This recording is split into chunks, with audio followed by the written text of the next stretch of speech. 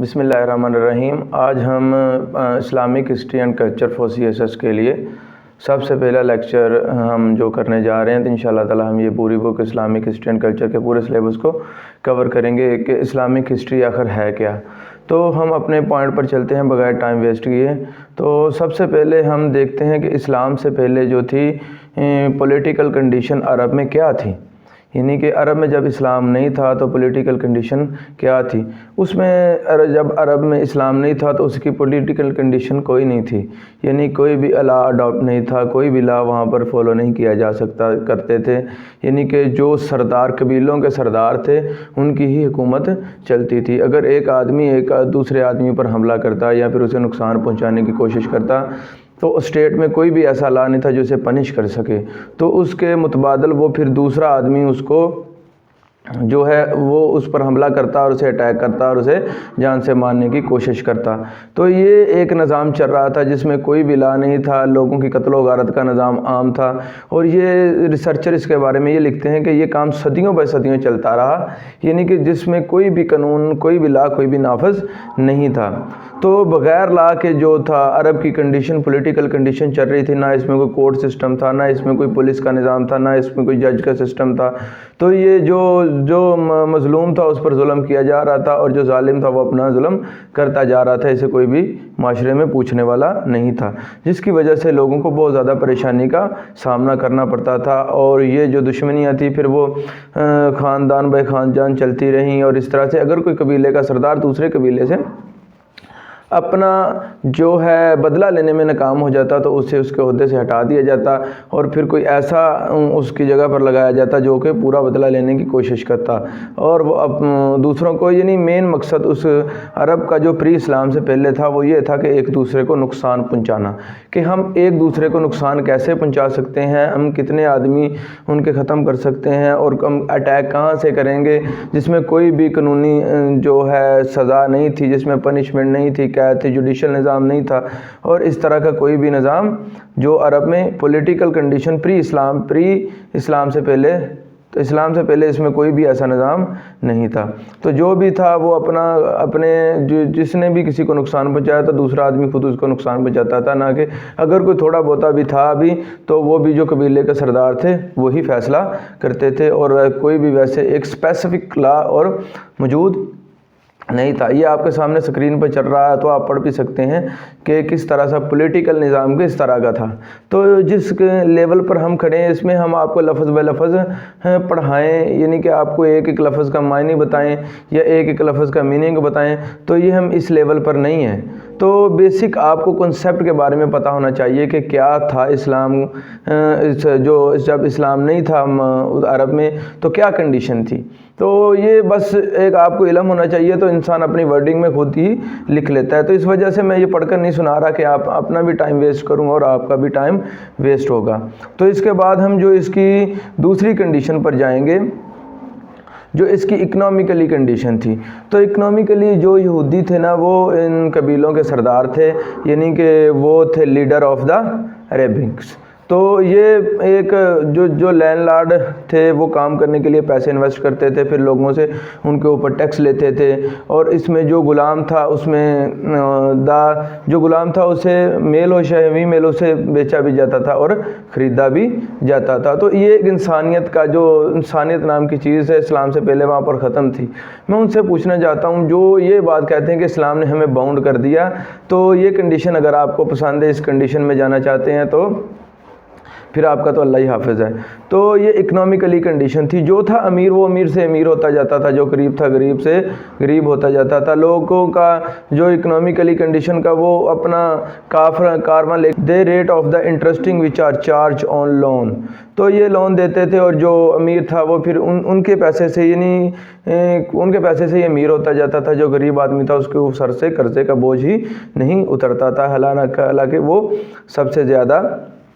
محنت بھی کرتا تھا۔ تو انتہائی اکنامکلی کنڈیشن انتہائی بری تھی، اور کوئی نظام جو اکنامکس کا نہیں تھا، اور کوئی بھی ایسا جو مزدور ہے اس کی مزدوری کا پورا حق بھی نہیں ملتا تھا، اور جو امیر لوگ تھے وہ اپنے پیسے سے کاروبار کا سامان لے کے دیتے تھے، وہ فروخت کرتے تھے، اور وہ جب ان کے پیسے لینے دینے کا نظام آتا تھا تو پھر ان کے سر، جو غریب لوگ ہیں ان کے سر پیسے پہلے سے ہی موجود ہوتے تھے، جو امیر لوگ پھر بھی اپنی جولیاں بھر رہے تھے۔ تو یہ تھی اس کی اکنامیکل کنڈیشن۔ جب سوشل تھی تو یہ سوشل میں کیا، سوشل کنڈیشن کیا تھی؟ جب اسلام عرب میں نہیں آیا تھا تو اس سے پہلے جو ہے نا جو میل ہے اسے سب کچھ سمجھا جاتا تھا، فیمیل کو صرف use as only for sex کے لیے استعمال کیا جاتا تھا، اور the number of women made could be married but not، اور ان کی کوئی بھی میرج کا نظام کوئی فکس نہیں تھا۔ تو اگر کوئی لڑکی پیدا ہوتی تو اسے وہ زندہ وہ زمین میں گاڑ دیتے تھے اور زمین کے اندر دبا دیتے تھے زندہ، اور اگر کوئی ایسا کام کرنے سے انکار کرتا تھا تو اس کی وجہ سے وہ اس پر جو لوگوں کا دباؤ ہوتا تھا اور اس کی وجہ سے وہ اس کام کرنے پر مجبور ہوتا تھا۔ تاش عام کھیلی جاتی تھی، ڈرنکنگ عام ہوتی تھی۔ یہ تو ایک کامن سا کمپلسری تھا اور ایک کامن سا، اور وومن ہراسمنٹ بھی کافی ہوتی تھی، صرف عورتوں کا ایز اے ٹیشو پیپر کے طور پر استعمال کیا جاتا تھا اور ان کی معاشرے میں کوئی قدر و قیمت نہ تھی۔ جب اسلام آیا تو پھر اسلام نے عورتوں کو ان کے حقوق دیے، لیکن کچھ ہمارے جو لبرلز ہیں وہ یہ کہتے ہیں کہ اسلام نے عورتوں کو باؤنڈ کیا ہوا ہے، تو یہ کنڈیشن عورتوں کی تھی اسلام سے پہلے۔ تو آپ کسی مولوی حضرات سے نہ پوچھیں، آپ یونیورسٹیز اور جو ریسرچر کی تحقیق ہیں انہیں پڑھ لیں، پھر آپ کو وہاں سے پتہ چل جائے گا کہ اس بات میں کتنی سچائی ہے کہ آپ اسلام کہتے ہیں کہ اسلام نے عورت کو عزت دی ہے، نہ کہ عورت کو باؤنڈ کر کے رکھا ہوا ہے۔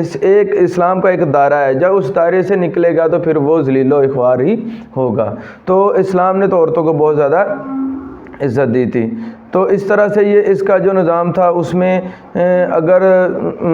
خدا نخواستہ سیکسولی ایک عورت کو 10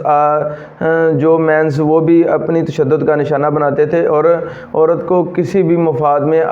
کسی بھی بات کے اندر اسے پروفر نہیں دی جاتی تھی، یعنی کہ اس کا یہ حق نہیں تھا کہ اگر کوئی آدمی اپنی ڈسکس کر رہے ہیں تو اس میں اپنی رائے انوالو کر سکے۔ تو یہ عورتوں کا جو پولیٹیکل نظام تھا،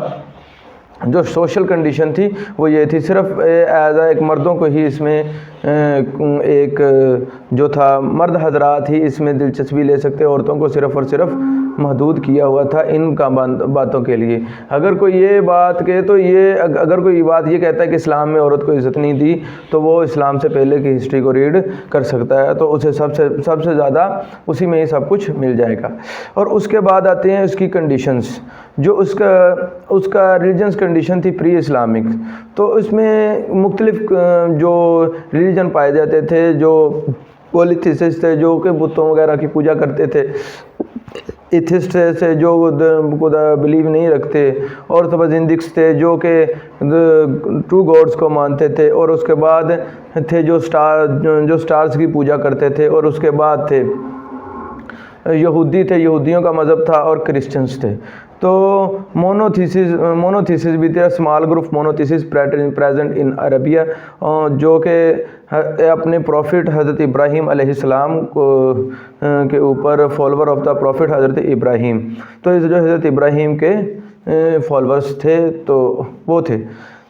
یہ 7 مذہب پائے جاتے تھے۔ جب اسلام نہیں آیا تھا تو اس وقت یہ 7 مذہب پائے جاتے تھے۔ جو ایجوکیشن کا نظام بالکل جو ریڈ اور رائٹ کا تھا نہیں تھا، لوگ سے شعر و شاعری میں زیادہ دلچسپی رکھتے تھے، اور زیادہ تر زبانی ہی تھا نظام، اور جو نظام زیادہ تر زبانی ہی تھا، لیکن لوگ لکھنے کا نہ ہی لکھنا آتا تھا، زیادہ تر لوگ ان ایجوکیٹڈ تھے، پڑھے لکھے نہیں تھے۔ The Jews and Christians was such knowledge of the the greatest intellectual, تو یہ سارا نظام تھا جس میں